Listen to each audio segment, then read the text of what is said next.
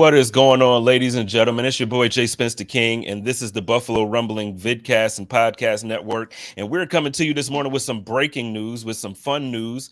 I think it's going to be some very,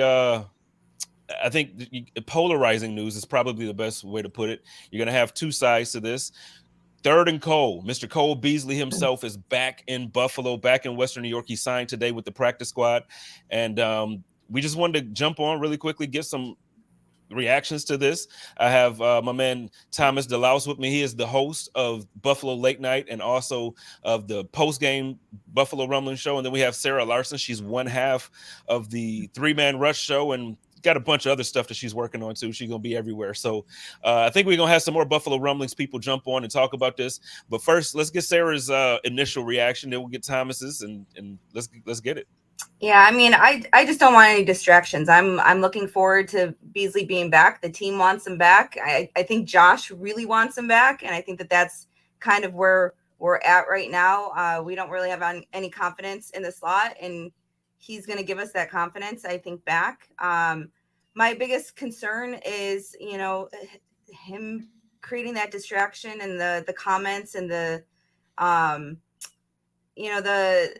I don't have any problems with his political views or anything like that. I never did. I just didn't like his comments towards the organization as a whole when he left. So that was my biggest concern. But obviously the team doesn't have the concern, and he's talked it out with Bean. And we're, if they're all good now, then I'm extremely excited to see him back. My man Rick Allen in the comments says he loves it. Exactly what the offense is missing. Now, someone tell Cole that when the crowd is yelling bees, they are not booing. We got Roy Collins saying it can't hurt, he guesses. And my man Matt says, awesome, Cole Beasley, let's go Bills. Thomas, what do you think, man? What was your initial reaction when you heard it or read the news come across, however you got it? Well, I mean, for you, to be honest with you, you kind of clued us all in on that that person who apparently saw him at the airport. Well, talk about the first time we've ever had somebody actually get it right that somebody was flying into Buffalo is kind of like that breaking news. But here's the thing. Cole Beasley over 2 years had 183 receptions. That's a lot of receptions that you have to replicate in a vacuum. And the problem was, I think we all thought that maybe that McKenzie could do that. And we found out quickly that he just couldn't. And I think Bruce Nolan put it perfectly that McKenzie is the maraschino cherry of the Bills offense. He's not an entree. He's not that main dish that you're going to wrap your whole offense around. He's just kind of the garnish, and that's fine. That's fine if that's what he is. But you can't expect him to be Cole Beasley, and I think that was the issue. By the way, I apologize if I'm kind of panting. I'm walking too. So I think in totality, I think the move, I don't really care about the off-the-field stuff. Was it annoying? For sure. Because obviously we want this team to go on and really do big things, and having any type of distraction is tough. But I think at this point right now, we are this close at 10-3. We're a better position than we were a couple of years ago. And, I like what Jeremy and Sneaky Joe just said. You're getting him without any of the full season wear and tear, which really was a big issue for Cole Beasley at this point. So now you're going to have him for the most important stretch where, to be honest with you, we've said it before, Josh was at his best when Cole Beasley was on this team. Now you're getting Cole Beasley at the most important point in the season where Josh can now, I think, get back to that comfortable style of football that he likes to play. Okay. And so real quick, I want to welcome to I don't even want to call it a show, but I want to welcome to the breaking news broadcast, my man, Big Newt. He is the co-host of the Jamie D and Big Newt Show podcast on the Buffalo Rumblings Podcast Network. What is going on, Big Newt? How you doing, man? Good morning, man. You motivated me, man. I was about to head to the gym and try to burn some calories like you this morning. Well, good. Sarah said the same thing. She's like, you're embarrassing me, man. I got to get this going. I know that's right. So, but let me ask you, man, what was your reaction to the Cole Beasley signing? I feel like it's very polarizing. Like, I feel like on one side, you have fans who really care about football and that's all they care about. Then on the other side, you have a portion of the fan base that has they have feelings about his political views, about a lot of the things that he's tweeted out and said about the city of Buffalo or about the team. So where do you stand when it comes to this signing, and how do you see this as a positive or negative going forward now that we're really in the stretch at this point? I can't even say going down the stretch. Well, more than anything, before we get to the Beasley situation, I think it's more indicative of the situation with Odell Beckham. All right. You see, I'm sorry, I came in a little late. I apologize. I'm a few minutes behind. You might already touched on this, that Odell visited Dallas and us, and I think the Giants. Well, the Dallas Cowboys signed T.Y. Hilton. All right. And then we're bringing back Beasley. So I think it's more indicative of that situation, that he's probably not prepared to play like people thought he would be for the stretch run of the playoffs. So now everybody's going to their backup plan. So everybody's going to, what can we do to try to improve our receiver core down the stretch? I just look at it like we're kicking the tires on him. If he got anything left in the tank, great. That'll help us. If not, then oh well. You know what I'm saying? I felt that way with John Brown too. It feels a little better with John Brown. I know Beasley is very political, like you said, polarizing figure in Buffalo. But if he can help us win some games, you know what I'm saying? Because McKenzie, he got the droppies. I mean, let's admit it. That's my guy. He's fast, very athletic, but he's dropping too many passes. And so also, that we got the text similar that Josh Allen, he wanted this to happen. So whatever's going to help our passing game, whatever's going to help the locker room, I'm all for. I'm really blind to it. I mean, it's very rarely that guy get cut 2 or 3 times and come and make an impact. I mean, let's just be honest with you. So I just look at it like we're kicking the tires.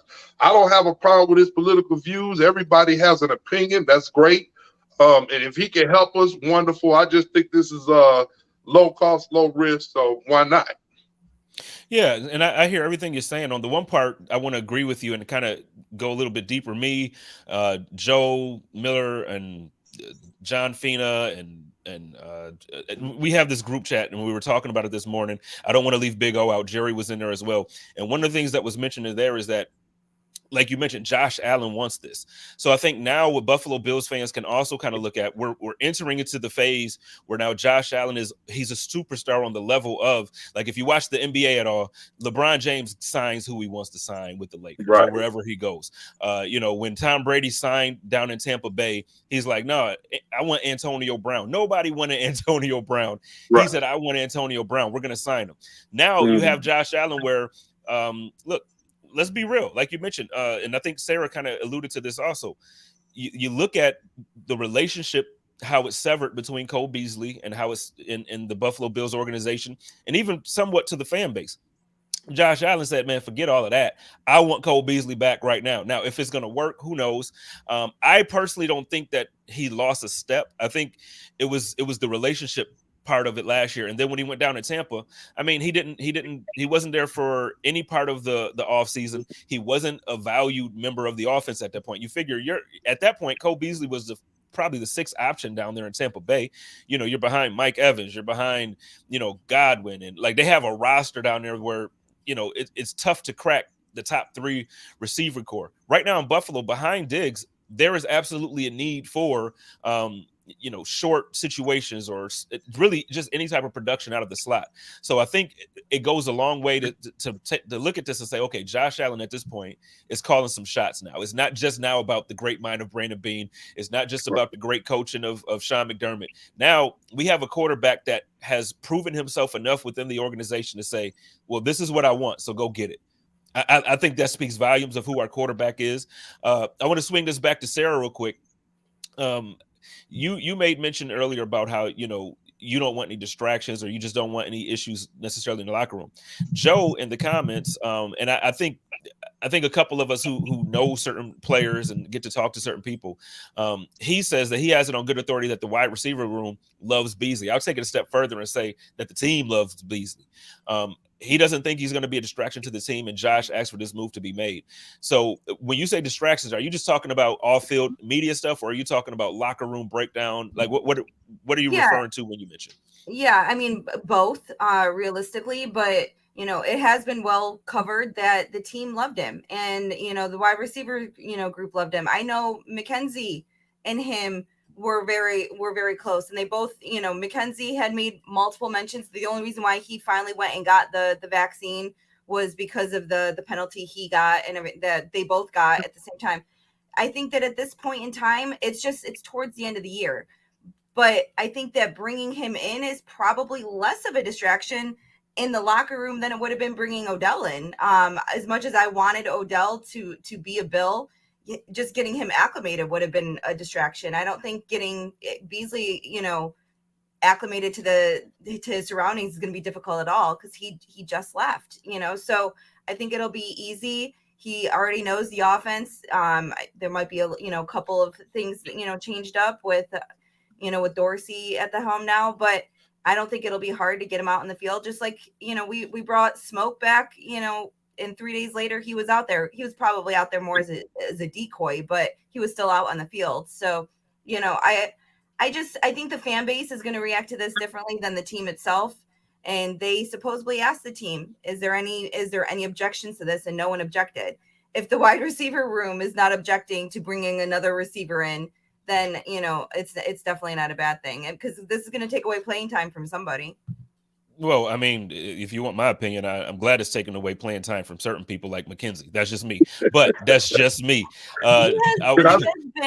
He's had moments. He's been decent the last few weeks. And Sarah, you know what actually shuts up fans when they're complaining is winning.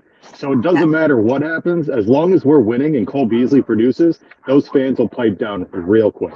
I agree. For sure. And Newt, it looked like you had something to say real quick. Yeah, I wanted to piggyback off that real quick. And as far as being a distraction is concerned, hey, once you out the league and people don't want you, you come back, it's gonna be a piece of humble pie that's gonna be down your throat. So you ain't gotta worry about him saying anything that's gonna tiptoe on the line. Just ask Antonio Brown.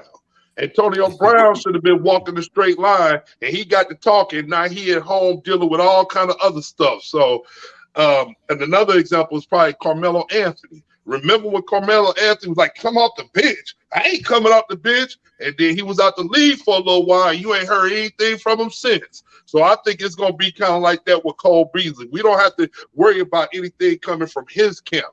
Now, how the fans perceive him might be something different, but as far as he's concerned, I think he's going to walk the straight and narrow after sitting at home for a while, not getting any checks. It'll just depend on who starts poking the bear a little bit, because our fan base, like we've all been saying, it's going to be split 50-50. You're going to have the 50% that is going to go after him, and it'll be surprising whether or not he pulls the trigger on some of those comments. So we'll see. I just don't get, and I'm going to present this comment and then turn it into a question in a certain way, but I don't get why we give certain people energy for certain things and not other people the same energy for worse things. For instance, I'm going to give a couple examples and then I'll throw out the question. You look at Brett Favre taking money from, really the poorest people in his state to build a facility for his daughter's college. And nobody, we had a couple days of tweets and then it seemed like it went away. Meanwhile, Deion Sanders is getting crucified for taking another job.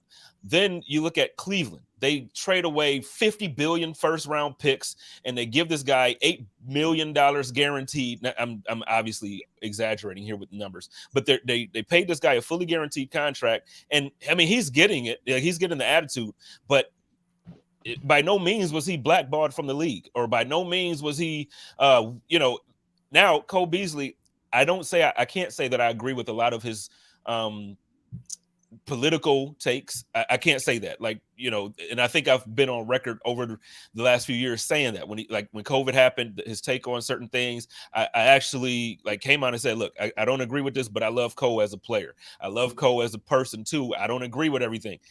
So I guess my question is, and this is the comment that made me bring this up. Roy says, if Cleveland fans can embrace Watson, some anyway, Bills Mafia can certainly embrace Beasley. Cole Beasley is not a bad person. He doesn't have off-field issues. He hasn't sexually assaulted anybody. He hasn't gone to jail for anything. Like he is actually a good dude.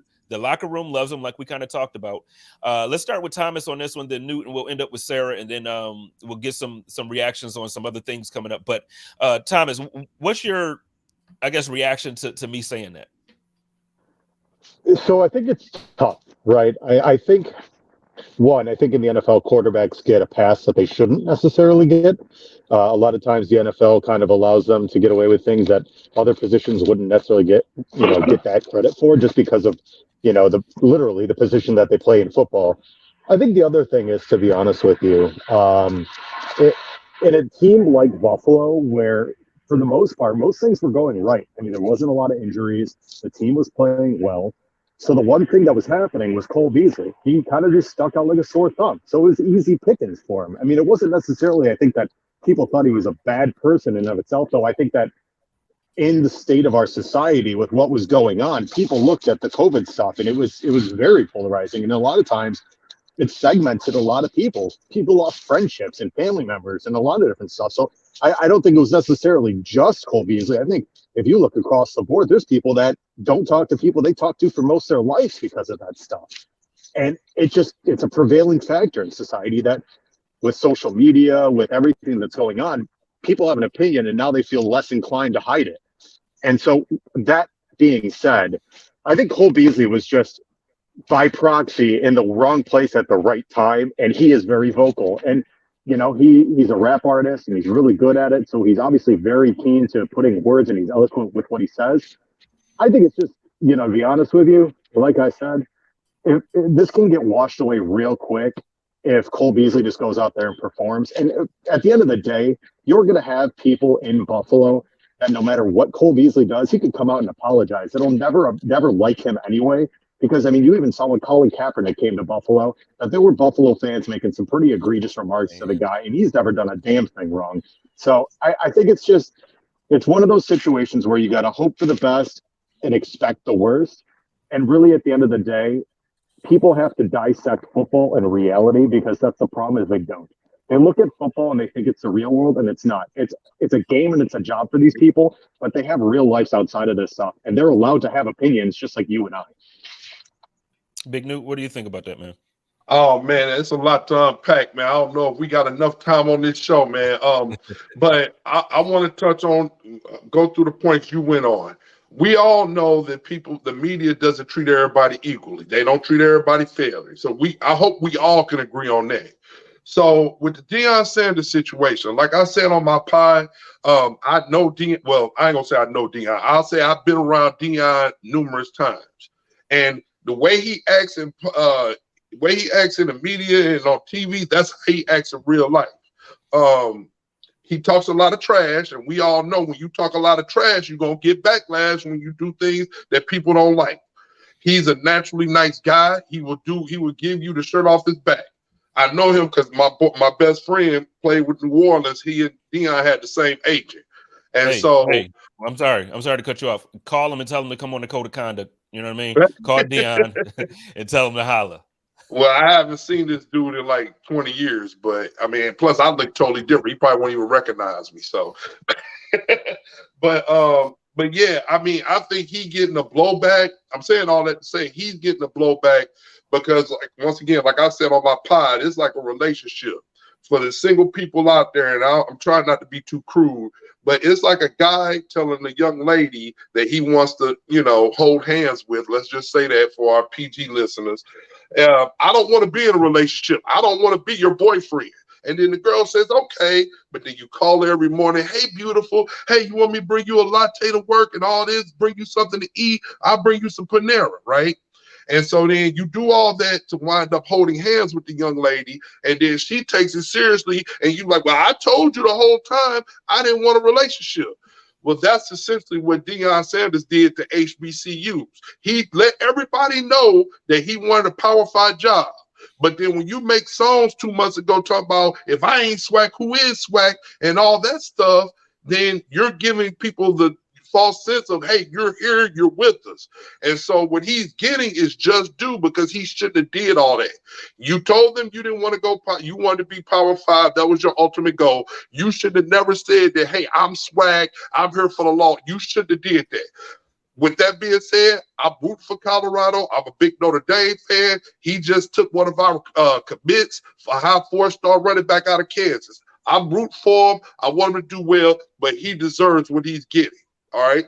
So bringing that back to Brett Favre, we know that that's going to get swept under the rug. Just like with the Jerry Jones picture, we knew that was going to get swept under the rug. But Colin Kaepernick, simply from kneeling, has been victimized, vilified, and everything else. So we know what that is. Deshaun Watson. And once again, I don't want to sound like I'm being insensitive to female rights, but I guarantee you if he would have re-signed with the Texans, none of this stuff would have came out. I mean, so hopefully we can agree on all that stuff.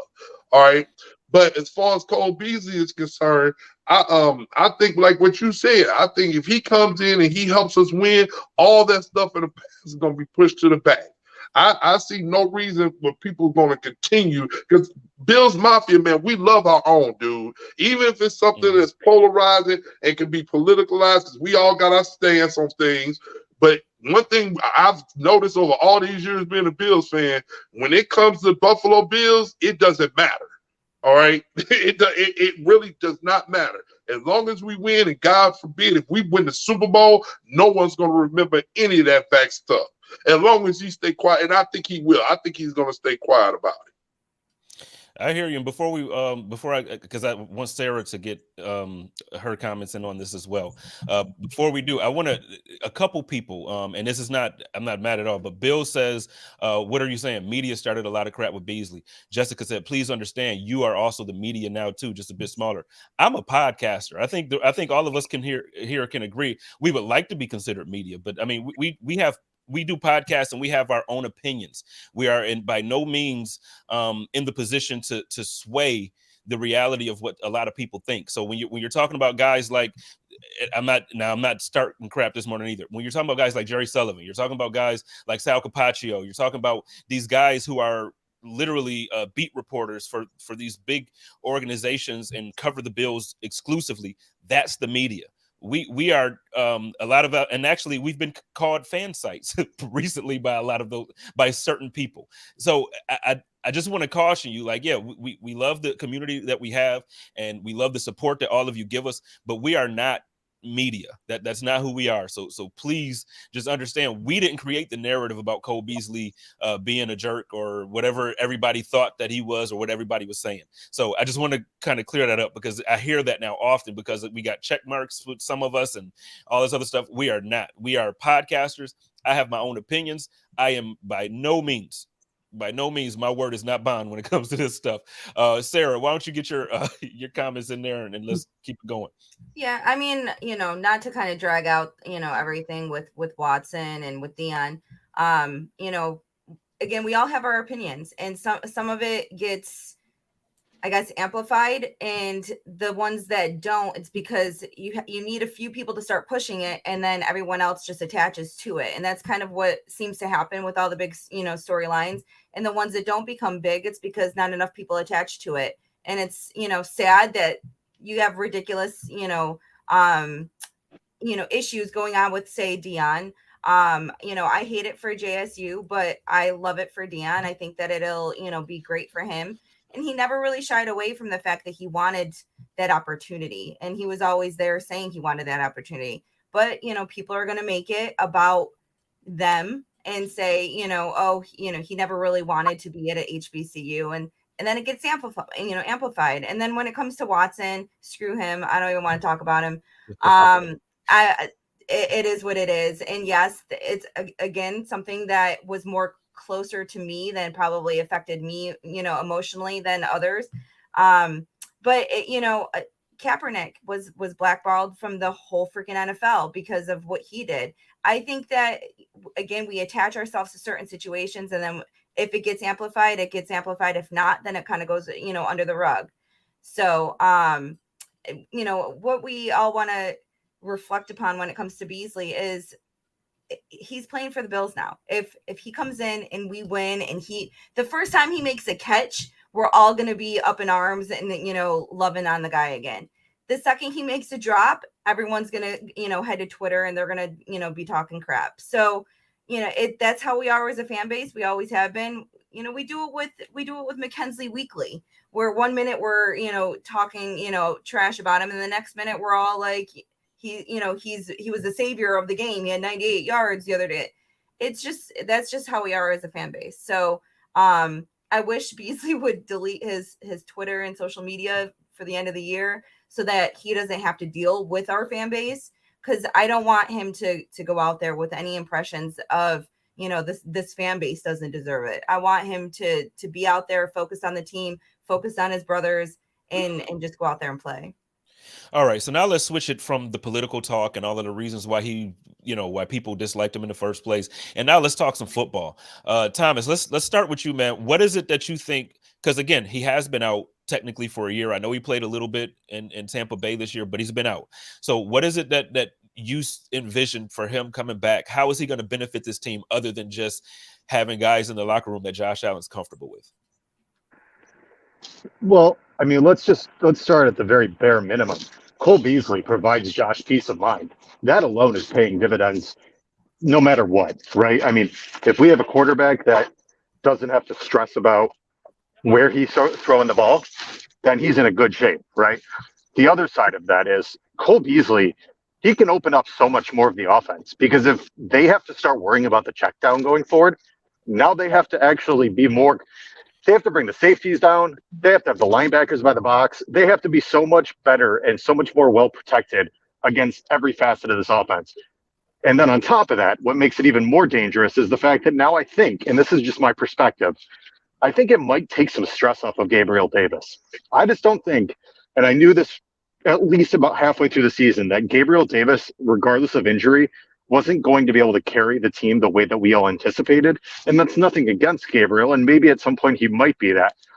But I think when we use the comparison of Gabriel Davis to Peerless Price, and that Peerless Price and Eric Mold's scenario, I think he was very much like Peerless Price, where Peerless Price was good because of Eric Mold's, right? I think that Cole Beasley can actually provide that little bit of cushion so that Gabriel Davis doesn't have to be everything to this offense. And then the other side, I mean, let's just talk 3rd and Cole, right? There's a reason that name is what it is. He gives Josh the ability to turn around and know that he's in that soft spot of the zone, or he's right at the sticks. He gives Josh the ability to know that he can get a first down at all costs. And how many times have we seen it? It's 3rd and 20 and he gets 20. It's 3rd and 3, he gets 3. You're getting what you're getting from Cole Beasley because he always knows where to be. Yeah, and I agree. First of all, I agree with everything. I don't think I can dispute, or I would dispute, anything you just said there. Thank you. That was well said, eloquently. Hey, I want to welcome to this broadcast a favorite of mine, a brother of mine. He is the host of Intentional Grounding and co-host of the Chop Up with your boy Jay Spencer King and Twan Staley. It's your boy Stirls for the Girls, Mr. Sterling Furrow, man. Hey, you've been vocal about the wide receiver room as well. How do you feel about it? Like, does this, now obviously he's on the practice squad, so I don't want to jump the gun, but he's going to be active. So with Cole Beasley getting back in his offense, I'm going to ask you the same thing I asked Thomas before you jumped in. How do you see this from a purely football perspective? Does this benefit? Does this not benefit? How do you feel about this move for the Bills in this offense? I think it's great. You get a Cole Beasley back in this offense. Remember, we used to all say, 3rd and B's, right? He's a 3rd down rack machine. I mean, he's going to find this, like Thomas said, he's going to find, he's going to uncover and find spots in soft zone coverage. When it comes to route running, I think there's not many better route runners in this league. And it's twofold for me. To be honest, I feel like, and this might be an unpopular opinion, but I feel like Brandon Beane kind of mismanaged the wide receiver room and the running back room this year. Because if you managed it right, you wouldn't have to get a Nahim Hines, or you wouldn't have to go get John Beasley and, John Brown and Cole Beasley. So we could talk about that in another segment, but purely football, I think it's fantastic. And I think we have to look at it this way. Have y'all noticed how many times Josh Allen looked John Brown's way when he was in the game? Just think how much more that's going to be when Cole Beasley's in the fold. So I think, this is a guy we can't forget. He had 82 catches for the past 2 years. I think he's going to come in and produce. I'm with you. I know because you and I have had several conversations on air and off air about how the wide receiver room just is falling short after Diggs. And look, regardless of how you feel about Davis, some say, and I get it. I've watched the film on him. You can tell that the ankle injury is still hurting him. You can tell that he's playing through it. But regardless if he's injured or not, he's on the field. So at this point, like, the drops need to be less. We need more production out of the wide receiver room. McKenzie has had moments, but we needed to be more consistent. Big Newt, how do you feel about that comment? And then I got a separate question for Sarah. I've been waiting to ask her this one, and I'm going to catch her on air live. I agree. Familiarity is very important. Cohesiveness is very important. He's familiar with things we do, and obviously Josh Allen feels comfortable. So like you all said, I think that's important for Josh Allen to feel comfortable with the personnel.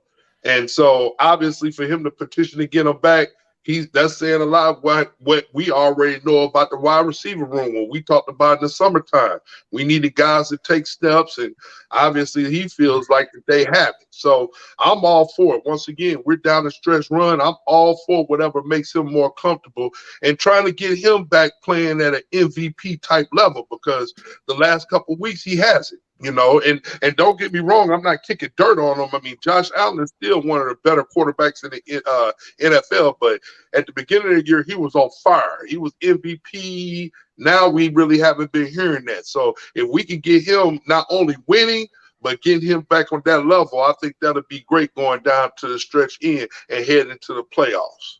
Real quick, because you just mentioned something about Josh Allen and MVP. Listen, Patrick Mahomes just threw, and we're going to stay on topic. We're going to get back to the Bills and Cole Beasley real quick. But, I mean, Patrick Mahomes just kind of caught up when it comes to most interceptions in the league, and nobody's saying he's not MVP candidate caliber or whatever you want to say. Why is that? Are you asking me? Yes, sir. Okay. I think right now, you got to go with the kid from Philadelphia. Jalen Hurts. I would say if it was the voting right now given out, it would be Hurts 1, Mahomes 2, probably Burrow at 3, and then Josh Allen to be in the top 5. Okay. And so, yes, he threw 3 interceptions, and he squeaked out a win the other day, Mahomes did. So, yeah, I don't think it's necessarily just the interceptions. It's also the yardage. And also, and we see the stats of Josh Allen. He's the first quarterback to rush for 6 touchdowns and throw for 25 his first 5 years in the league. And I've been very vocal about this. I need him to – hopefully we get in a situation where we can end games versus the Jets in the snow, and he doesn't have to be our leading rusher every time. That's what I want to get to. So, going back to Cole Beasley with the short passing game, maybe he can help remedy that. Yeah, that was something that I've been pounding the table on for a couple of seasons now, where it's like, I don't want Josh Allen to be the leading rusher and the leading. But Sarah and I we just had a back and forth on Twitter with Jerry and John and everybody, where some people were saying it's a good thing, some were saying it's a bad thing. I don't think it's necessarily a bad thing. I just think that when you put Josh Allen in the situation to where he's going to get hit more, like for instance, Sunday against the Jets. Yeah, we love to see him do a little helicopter flip. It was fun to watch. It was like, oh man, that's so dope. But when you think about it, man, people get injured like that. Like, we could miss him. An injury to Josh Allen at this point of the season, no, man. Like we just can't do it. So now let's one more thing about, not one more, because this show is about Cole. So Sarah, I do want to ask you, because you've been kind of you've been on me about my takes when it comes to Isaiah McKenzie. She's a little bit more of an Isaiah McKenzie supporter than I am. She's been like, but he has his moments. He's catching it. Are you okay with Cole Beasley taking these snaps from Isaiah McKenzie at this point, based on what we've seen this season? I got to get you live. 100%. And I've been, I've been a little dirty supporter, of course. And since the beginning of the year, I have been on him, though. Every time he's had his drops, every time he's had his issues, I've been on him. But if he's going to take the flack when he's not doing well, he should also get some of the benefits when he is. He was our leading receiver the other day, And, I think it was like 90 something yards.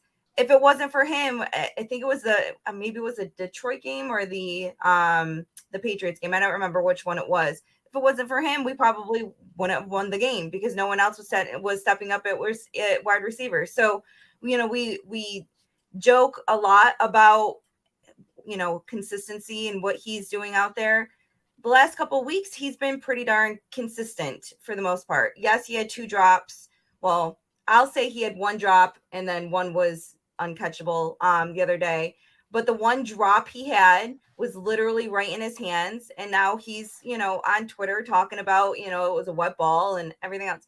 We don't need any of that stuff. I just want someone who is going to be out there. Even as a second wide receiver, I don't feel like we've had the consistency we need with Gabe Davis. So I think having Beasley out there actually scares the defenses a little bit more than having McKenzie out there. So I think that it'll open up what we need for Diggs and Davis. I enjoy seeing Brown out there. I'm kind of glad we have the old crew back.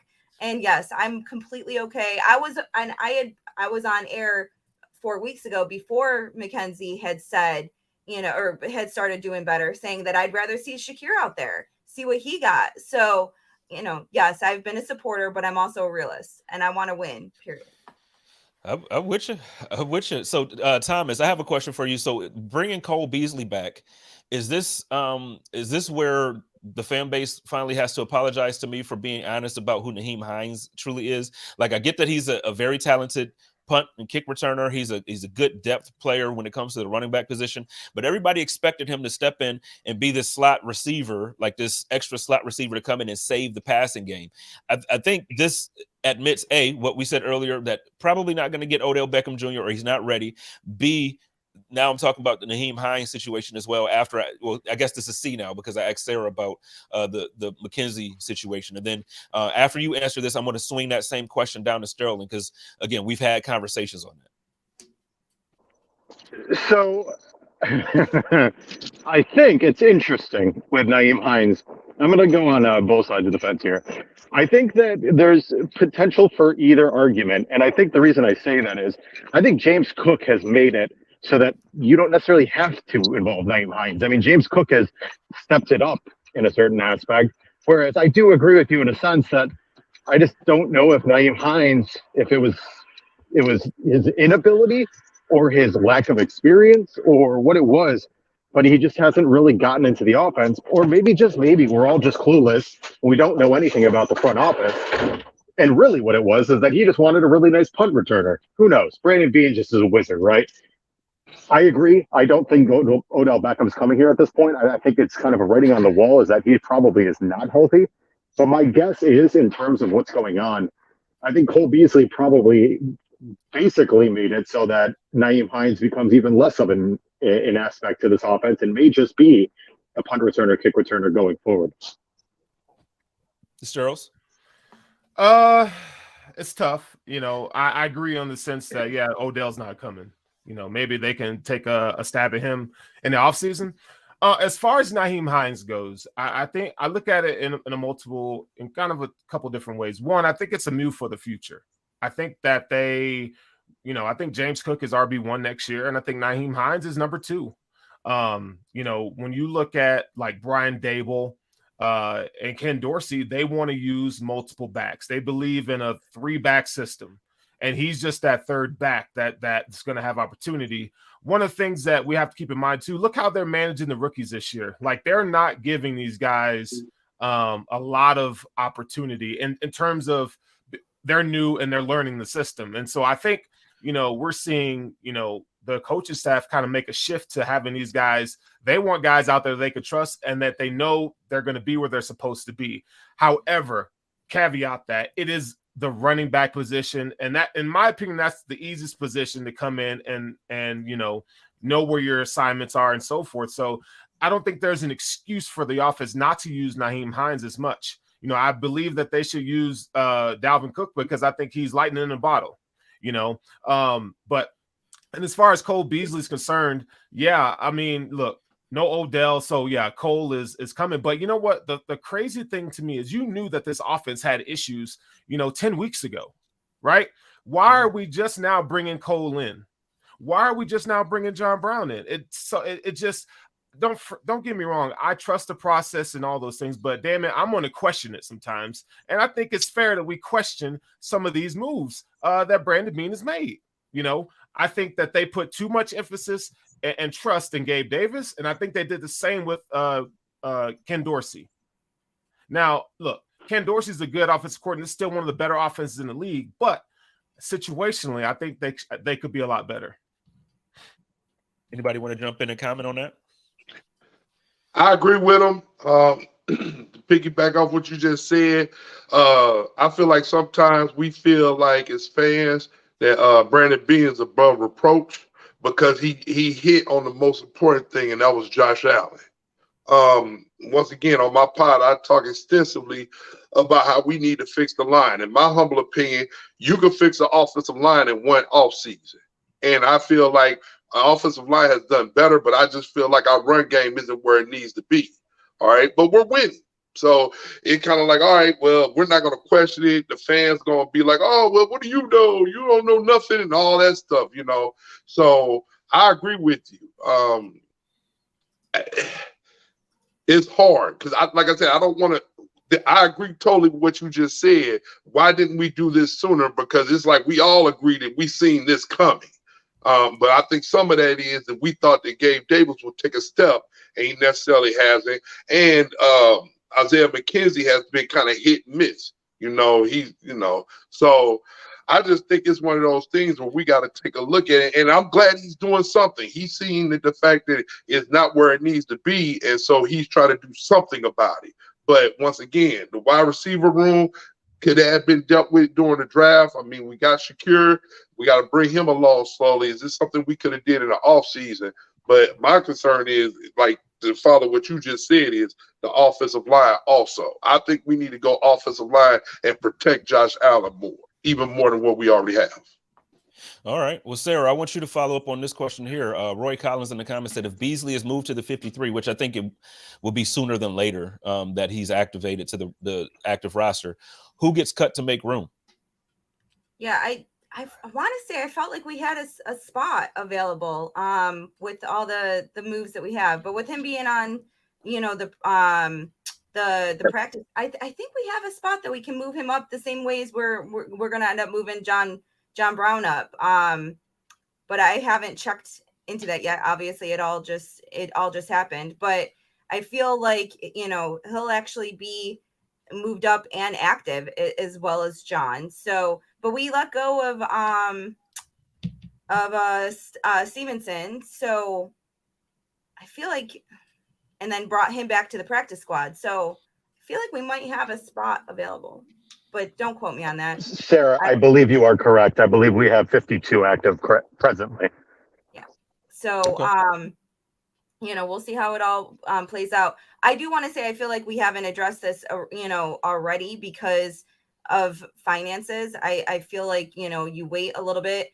You can't protect players on practice squad this year. So if you bring, people in too soon and, they're playing well, there's also a good chance that they're going to get poached. So, I think that those are, things that they probably looked at. And it wasn't until we, just restructured Trey White's contract that we had a little bit of extra funds. So that might be why they had to wait. They had to figure out the money situation.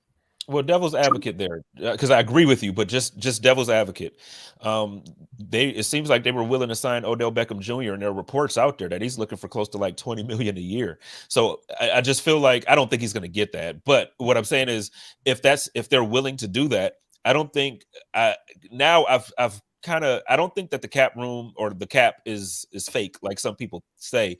But I think at this point, I don't believe in it like I used to. I think that literally, if you want to make something happen, the team figures out how to make something happen. And I just, I agree with you, but I also think I'm agreeing with what you said earlier too. I think we thought Gabe was going to take a step forward. I think Dawson Knox probably should have had a bigger role in this offense. I know he went through some emotional things over the year with the loss of his brother. And I know, so with the understanding with all of that, but I think coming into the season, you look at the roster and it's like we have the pieces. Like we shouldn't need to bring Cole Beasley back because we signed Isaiah McKenzie to a better contract and he's supposed to fill in that role. And we have, so like I feel like that was the reason there.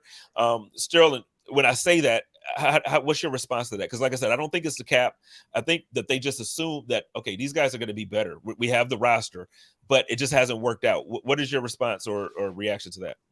So I think, I think they go 6 active wide receivers on game day because they have the space. I just depends on, I think that it's going to come in different position, maybe offensive line, So I think they roll with 6. I think they roll with John Brown, Cole Beasley, Gabe Davis, Stephon Diggs, Khalil Shakir, Isaiah McKenzie. I think that's going to be your 6 wide receivers active on game day. So, and I'm happy for that. At least now you got some guys that can run routes, right? When you have, I think you're limited when you have Gabe Davis and Isaiah McKenzie in there as route runners because they cannot run a full route tree. Even John Brown off the street, John Brown, I think, we need to put some respect on that man's name because when he was a Buffalo Bill, that dude, he could run every route in the route tree. Now, he may not give you much, contested catch ability, but I think that's why you see Josh Allen trust him so early. He just got back. The dude was pretty much off the street, and he's throwing balls to him. So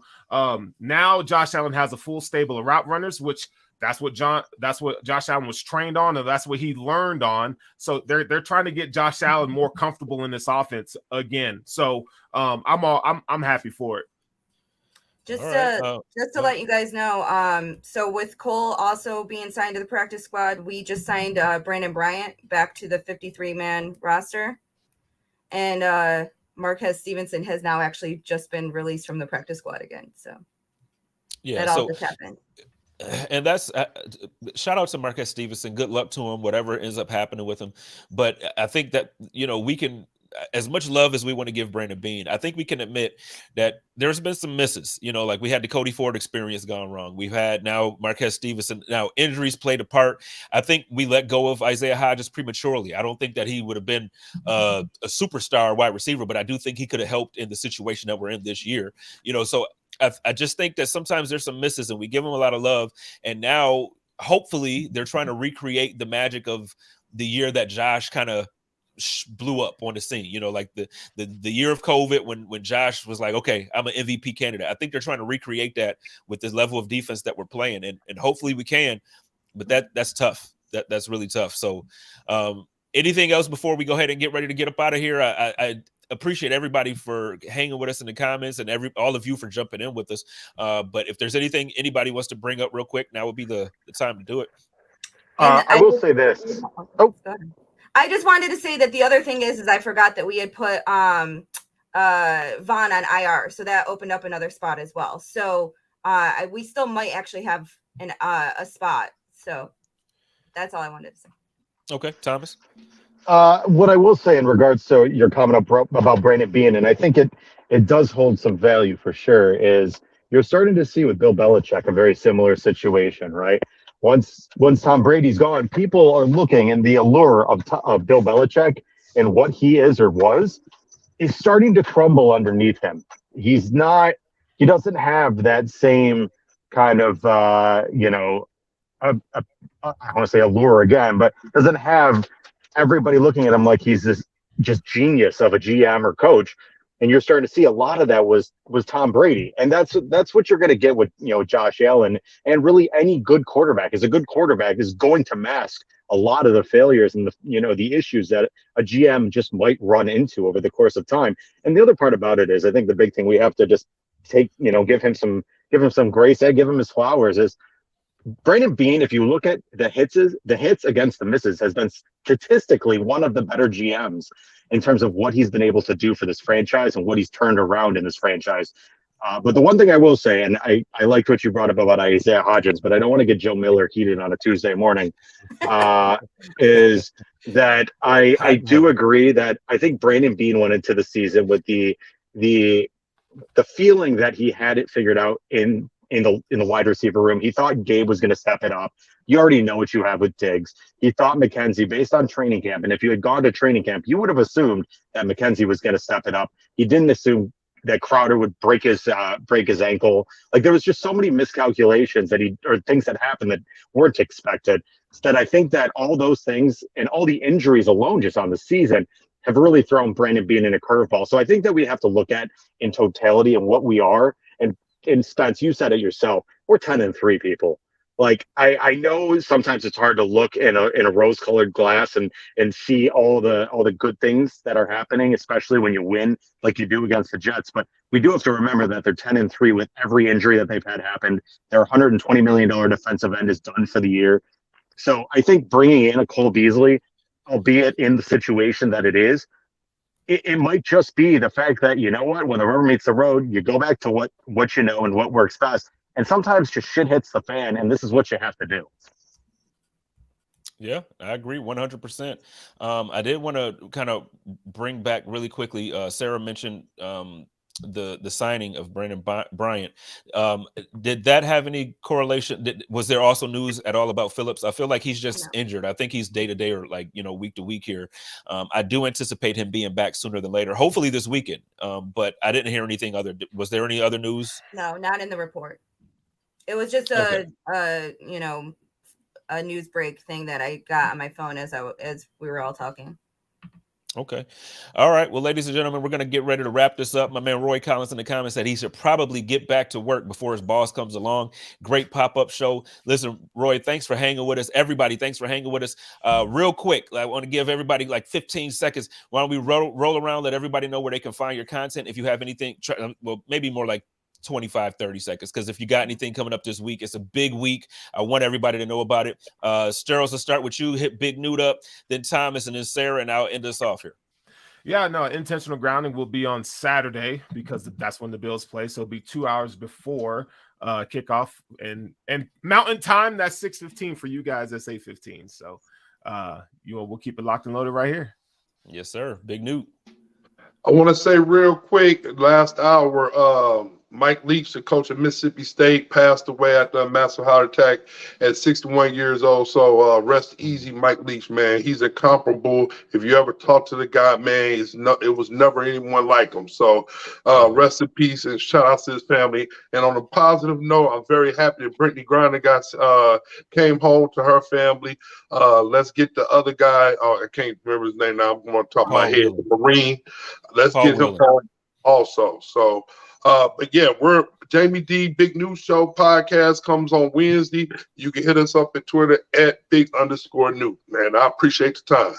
Hey, love you, Big Newt. Every time it's always a pleasure when we get to link, man. Love you, man. Yeah, for sure. Thomas. Too. Well, again, I apologize to anybody who could not. Buffalo Late Night was not on last night. Fortunately, I was feeling really crappy, and my brother's dealing with some stuff right now. But normally, my show is Monday nights, Buffalo Late Night, 9:30 Eastern on the Buffalo Rumblings Vidcast Network, sponsored by Picasso's Pizza.